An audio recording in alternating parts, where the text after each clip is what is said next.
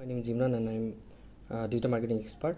একজন বিজনেস ওনারের অনলাইনে তার সেলসকে স্কিল করার জন্য, সেলসকে দ্বিগুণ করার জন্য অবশ্যই দুইটা স্ট্র্যাটেজি ফলো করতে হয়।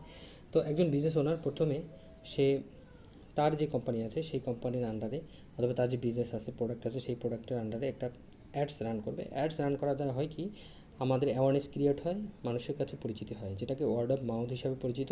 এবং এর দ্বারা আমাদের মোটামুটি আকারে যখন আমরা অ্যাডস আমাদের চালাতে থাকবো, তখন কিছু ট্রাফিক হবে, আমাদের নতুন ট্রাফিক হবে, মানুষের কাছে যাবে, আমাদের অডিয়েন্স হবে, কমিউনিটি হবে। তো এখান থেকে আমাদের কিছু সেল জেনারেট হবে।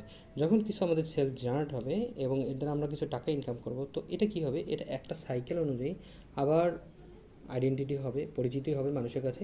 তারপরে হচ্ছে আবার আমরা এখান থেকে সেল জেনারেট করতে পারবো। তো এটা হচ্ছে প্রথম পলিসি। দ্বিতীয়ত, একজন বিজনেস ওনারের অবশ্যই অর্গানিক কন্টেন্টের উপরে ফলো করা উচিত। কারণ হচ্ছে